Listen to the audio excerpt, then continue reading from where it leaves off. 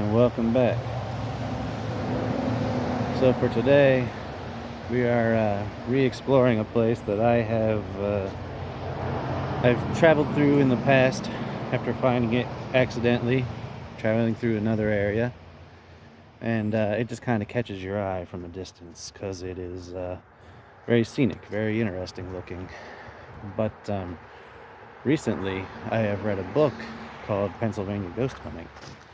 And after reading said book, I became more aware of a very heavy paranormal backstory to this entire area. So what we'll do today is go out to some of the more active spots, or so they say, and check them out.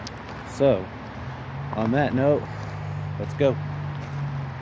Chickies Rock, a name derived from the Susquehannock word Chickasalunga, meaning place of the crayfish, in reference to the nearby creek which snakes its way around the 200-foot tall jagged cliff. A place with deep supernatural roots, going as far back as the first days of the inhabitation of the native tribes. They held firm belief that the cliff and the surrounding lands were sacred and would frequently encounter spirits all around them.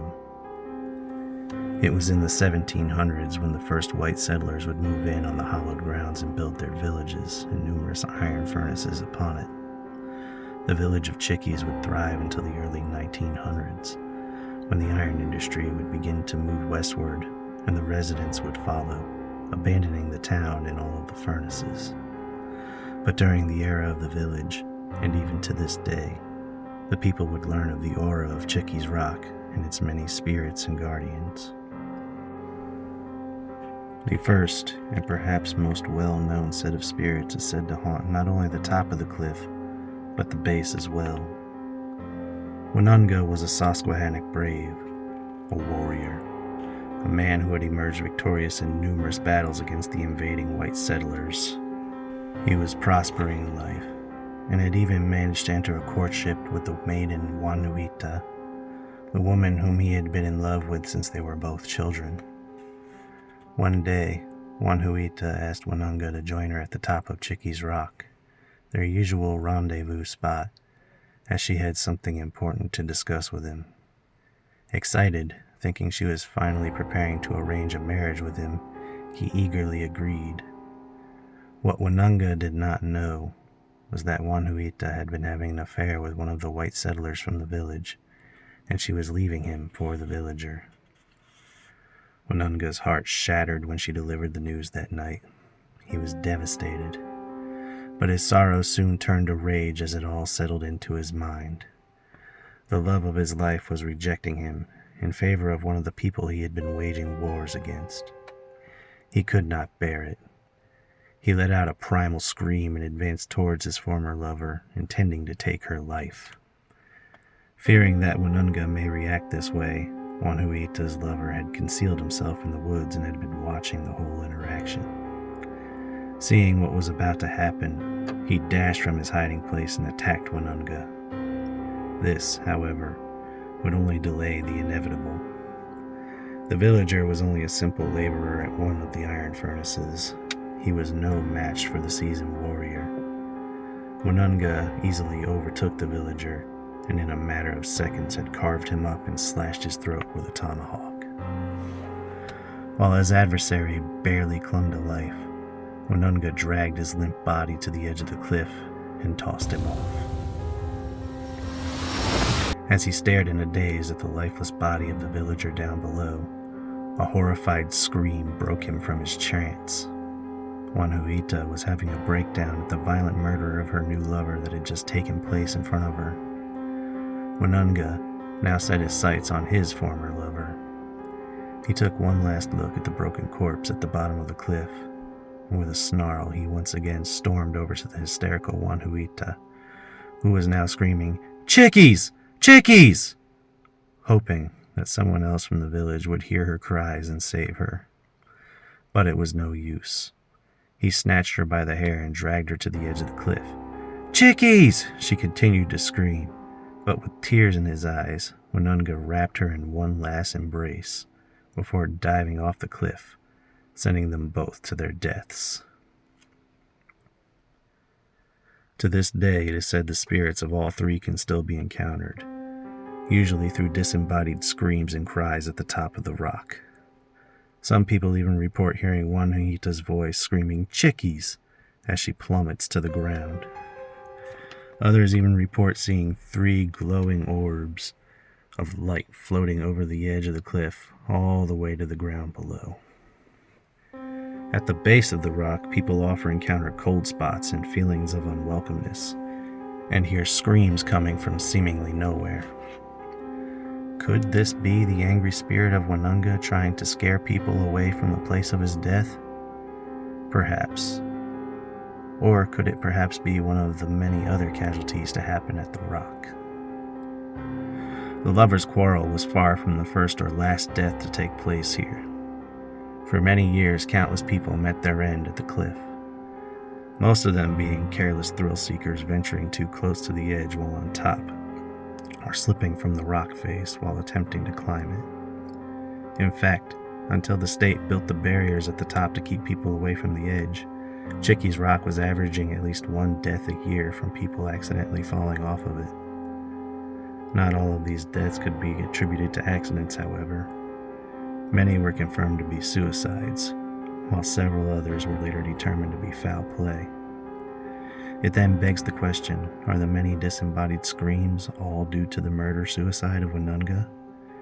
Or could they be the echo of the final moments of the many others who fell from this cliff? With all of the deaths surrounding this cliff, it is no wonder that other things are drawn to it. For years, a dark, featureless apparition in a wide-brimmed hat, not unlike the Hat Man from the sleep paralysis visions, has been encountered around the top of the rock. He is most often encountered at night, peeking out from behind the trees. Other times he is seen standing on top of the rock, glaring down at the people walking below like a guardian sentinel. There perhaps may be to that theory of being a guardian, as these shadow figures with wide-brimmed hats have often appeared across many Native American legends from various tribes, usually as protectors of sacred sites and locations. One of the more well-known encounters of this being took place on a foggy October night in 2004. A search party had been formed to find a man who was believed to be suicidal. As one member of the search party was sweeping the area at the top of the cliff, a tall, solid black shadow man in a wide-brimmed hat emerged through the fog and brushed past the terrified rescuer. It moved swiftly and silently as it floated from the mist and vanished into the forest. The unfortunate part of this encounter is what it led to, as directly below the place where the figure rushed out at the rescuer, the body of the suicidal man was discovered the next morning. As creepy as the Hat Man is, there is another entity said to inhabit the area that is even more of a terrifying sight. On a summer night in 1946, a woman working for the nearby Wyeth Laboratories went with several co-workers to the overlook at Chickies Rock. They worked the night shift and had decided that a moonlit picnic overlooking the Susquehanna River would be a good way to spend their lunch break. But they would never make it to the spot. In the forest, leaning on a tree on the path to the rock, was a grotesque form. It was nearly 16 feet tall, dressed in tattered black rags, and had no arms or legs. But even this wasn't the most disturbing thing about it.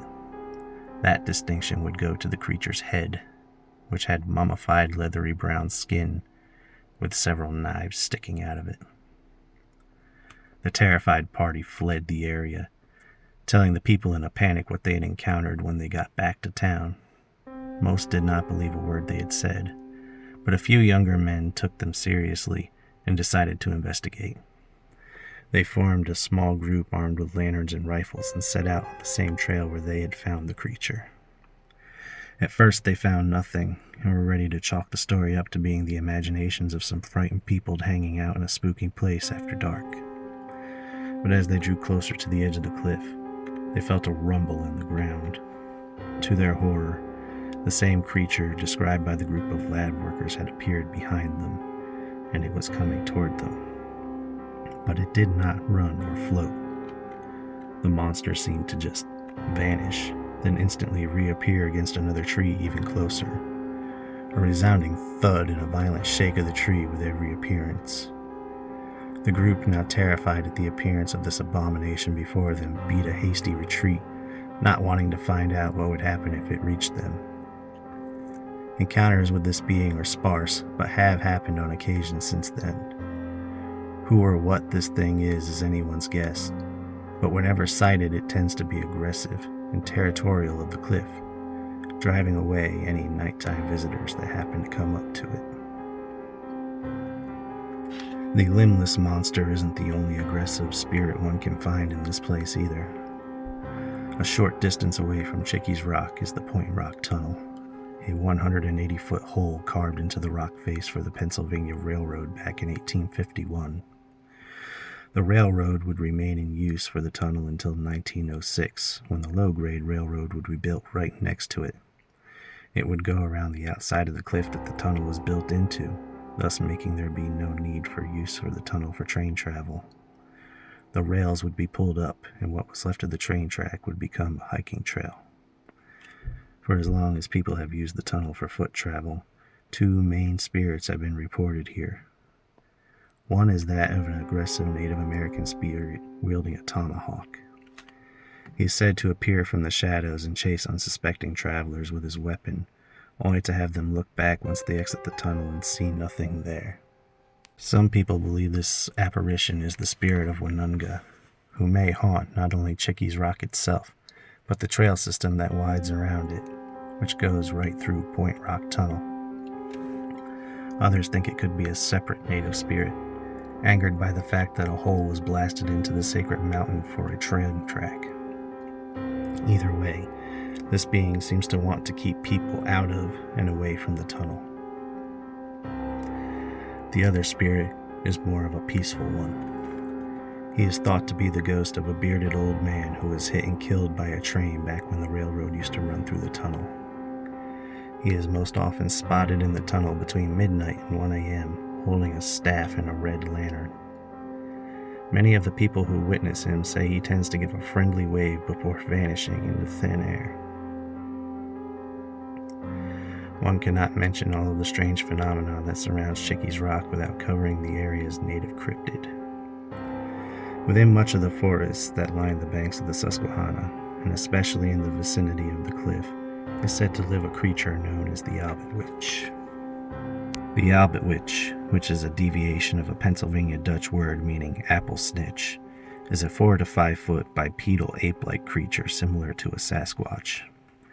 It got its name for its proclivity to mug the early settlers of the area if they were passing through with food and steal their apples. As unlikely as an apple-stealing miniature Bigfoot may sound, its existence may not be just a legend. In February of 2002, a man was traveling along the road leading to Chickies Rock. It was about 6 in the morning and still dark out. As he drew near, off in the distance in his headlights, he saw what he thought was a man in dark clothing walking down the middle of the road. But as he got closer, this person began to make less sense. What he thought was dark clothing turned out to be hair. The creature was covered from head to toe in thick black hair and was very thin. Not only was it thin, but it was relatively short too, standing only about 5 feet tall.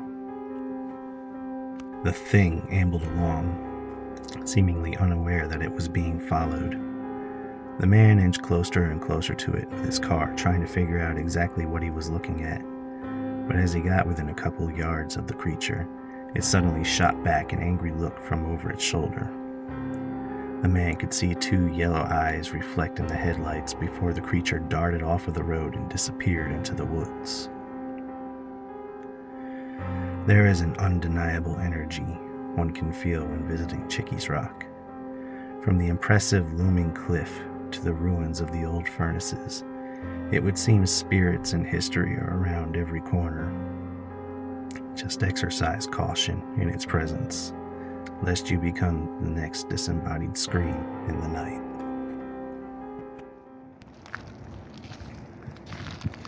So as we make our way up to the top of Chickies Rocks here.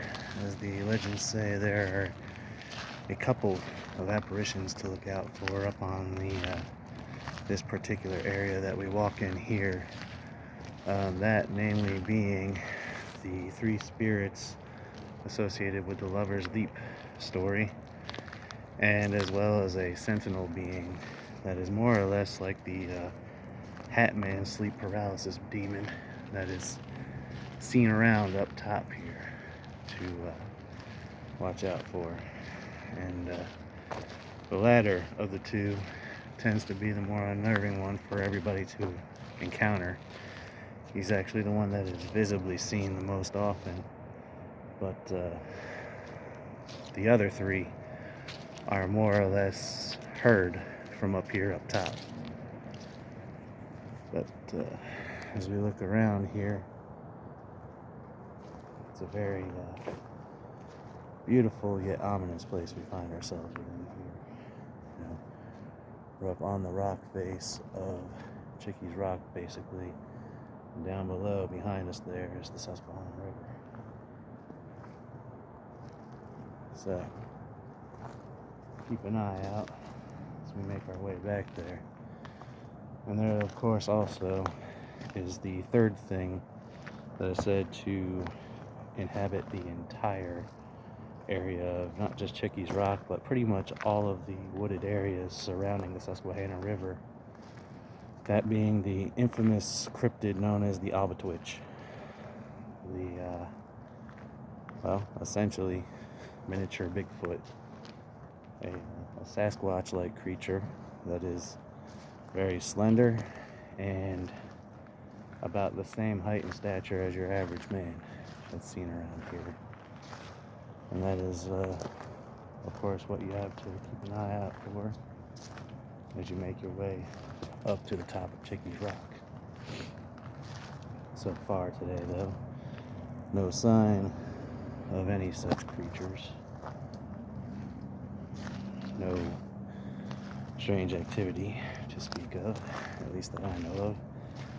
I have before in the past caught recordings while I made my videos that I was unaware of at the time of catching them, so I guess we'll see upon review what we've got there. But hey, from the looks of it, we've arrived. And here we are. We've arrived at the overlook at the very top of Chickies Rock. So let's see if we can go ahead and cautiously get down by the edge here and check it out.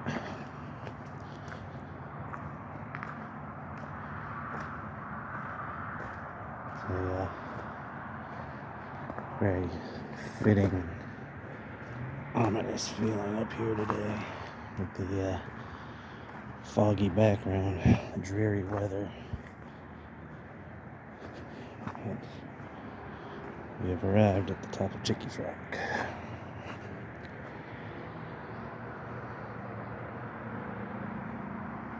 This, as far as the legends go, is the area where the Native American warrior found his wife having the affair with the white settler, where he brutally hacked him to death and tossed him off the edge before also attacking his estranged wife and falling off the edge himself with her in tow.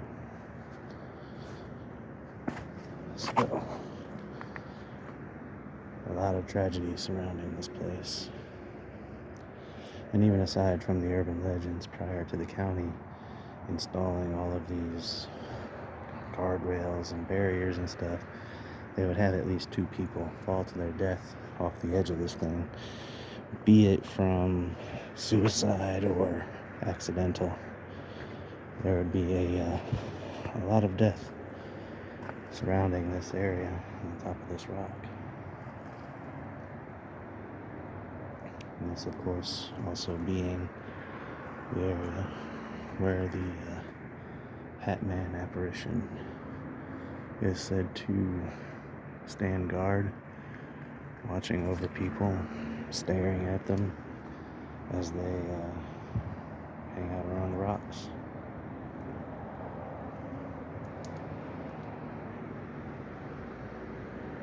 Dark history and tragedy aside, this is actually a very beautiful place from the looks of it. High up, a beautiful view of the river.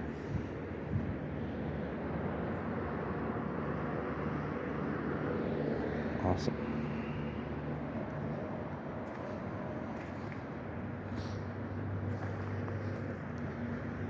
I'm trying to work my way down to the edge here and hopefully not end up amongst those who have perished here in the process.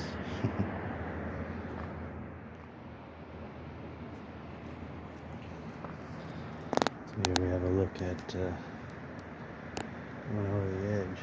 How far down of a drop we got. It's a very high up spot. Very unpleasant place to those who may have acrophobia. Unfortunately, I'm of the demographic who happens to love high places, so this is cool for me.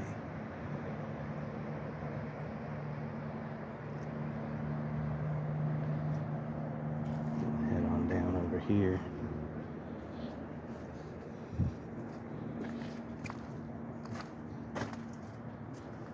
Look over this side.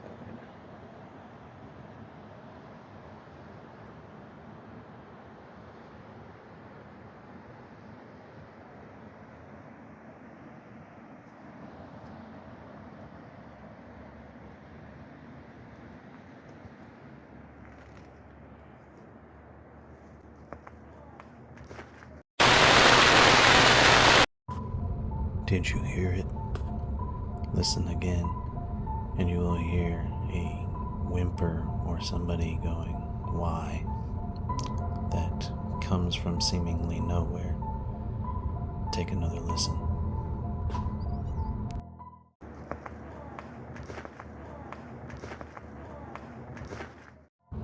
I can attest that I was completely by myself on top of the cliff that day.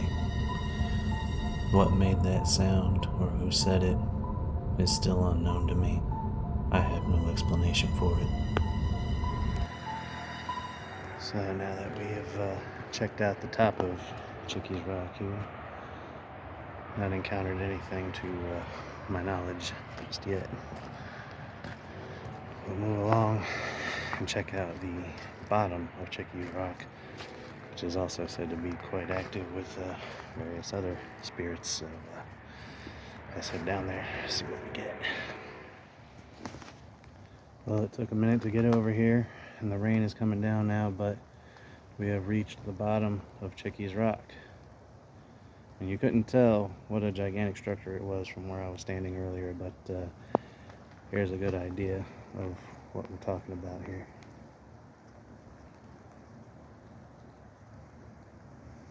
Or, better yet, it goes all the way up, up, up, up, up, up, up, up. A very tall structure. And now where we stand here is actually what is said to be the site of many deaths. Many people attempting to climb this rock face have failed and fallen to their death right where we stand here. And it is in this place that we often will hear disembodied screams and just the feeling of sadness, the feeling of presences around here just from that. This place does carry a certain energy to it. And perhaps that is why the Native Americans always had considered this place to be a sacred site. And speaking of that, where we will move to now, as we travel alongside, this is actually going to be what is said to be the landing spot of the, all of the characters, all the victims that play within the Lover's Leap story. So we come around the side here. We do have a small walkway that will lead you there. Yep.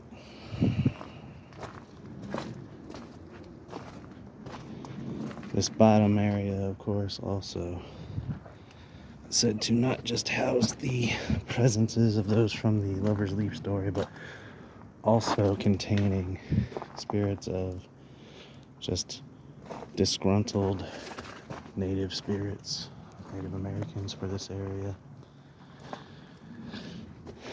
They're said to be still holding their grudges from being driven out, or something just as simple as not liking people trespassing on what they consider to be sacred land. And actually a little bit of a dark thing there. A little bit of a counter for victims that this place has taken. Not sure when they started, but there's more than what they have there.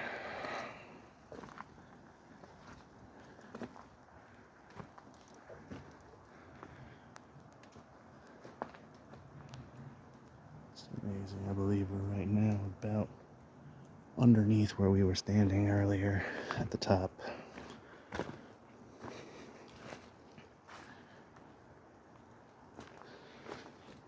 And we've just about found it.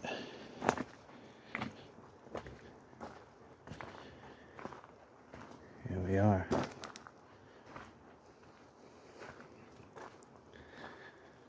So yeah, it's from my research.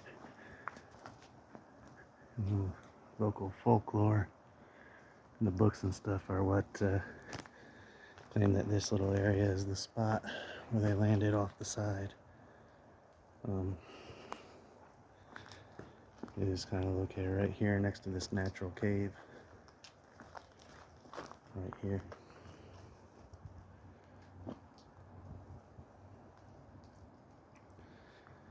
Just a heavy feeling spot.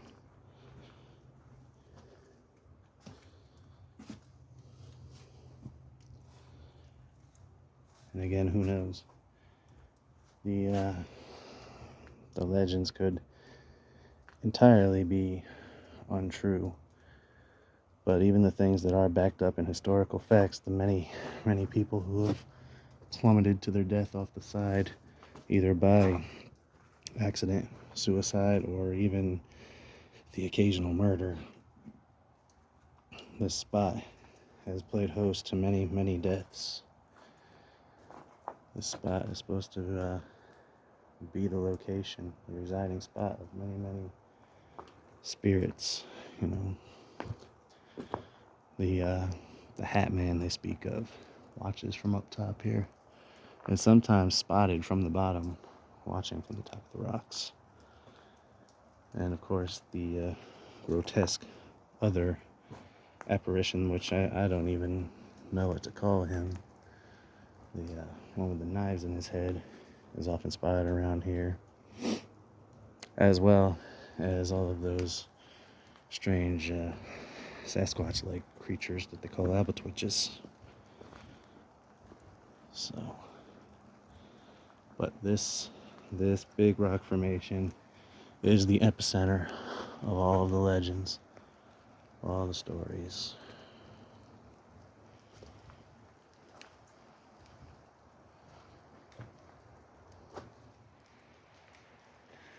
So now that we've found Chickies Rock, check that out. There is at least a couple more things to explore before we call it a day here. So with that, I must move further up the trail to find those and show those to you guys. Alright, so here is another one of the interesting spots just up the trail from Chickies Rock. This, from what I understand, was an anthracite furnace. Though not very much to see left of it here. I believe that was probably the back of it right there.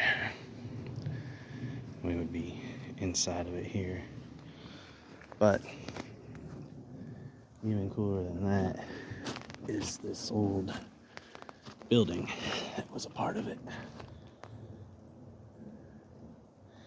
Now there's little to nothing left here but a foundation. But nonetheless, you know, I'm a sucker for old buildings, old structures, things like that.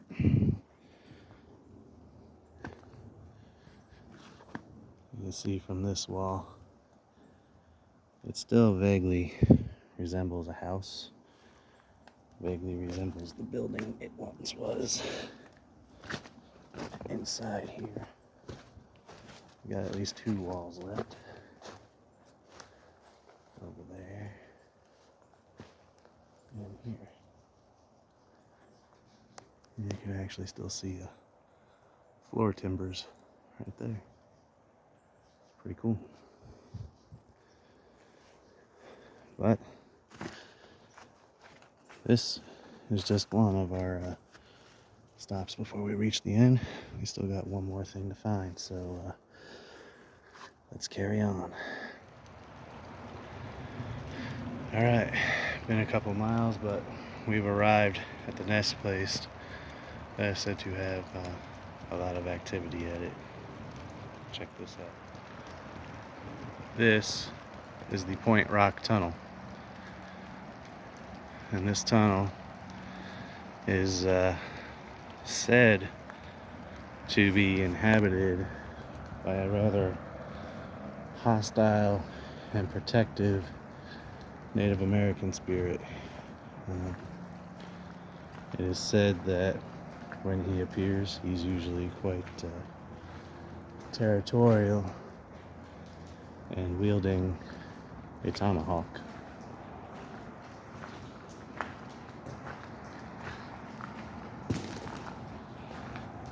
Can really see how encountering such a being inside of something like this could be quite unnerving and quite unsettling.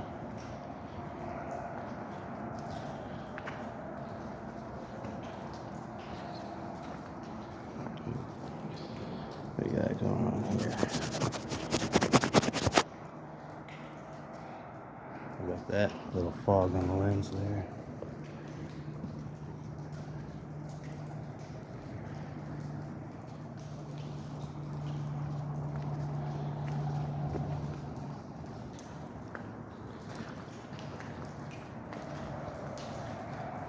So far, not seeing or hearing anything.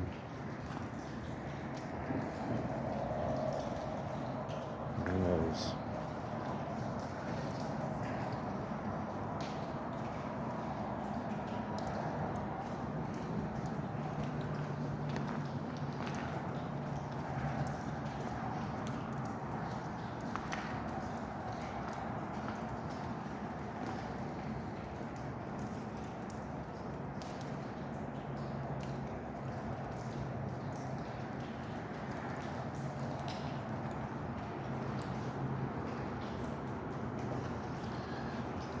One has to wonder what exactly it is that triggers an appearance or some sort of sign to be given from this entity.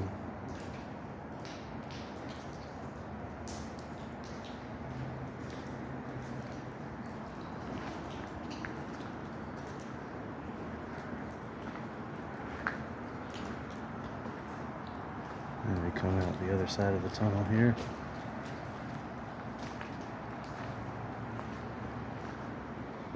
Still raining quite a bit. Well, it's nice to get out of that rain for a moment.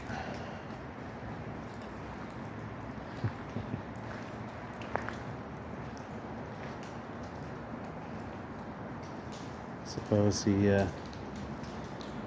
doesn't want to show up for us today.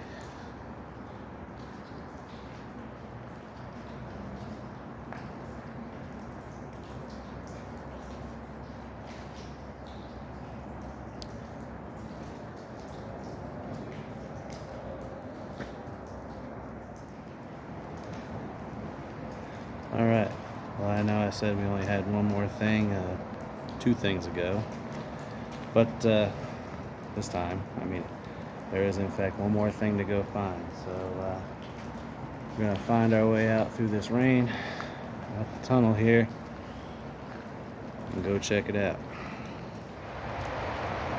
Alright, and we have reached it. This is the St. Charles Iron Furnace.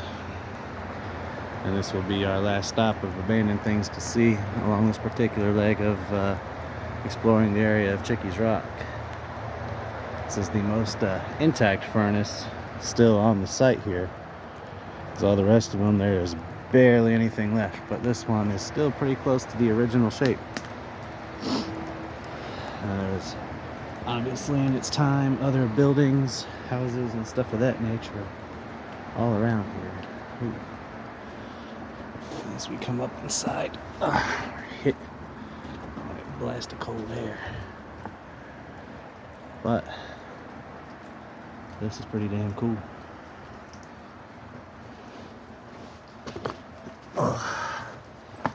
The inside of an old iron furnace.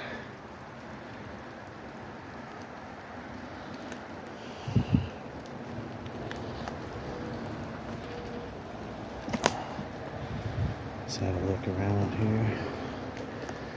I think I spy something interesting here. Looks like probably a geocache. Let's have a sip.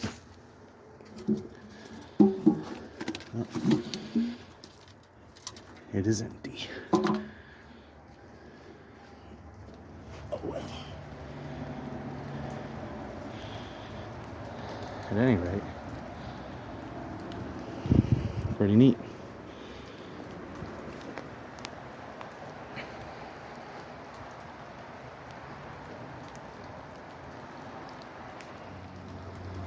Well, there you have it. There's a lot to see here along this old Chickies Rock area, but I hope you've enjoyed this journey as I have enjoyed showing it to you. So until next time, thanks for watching.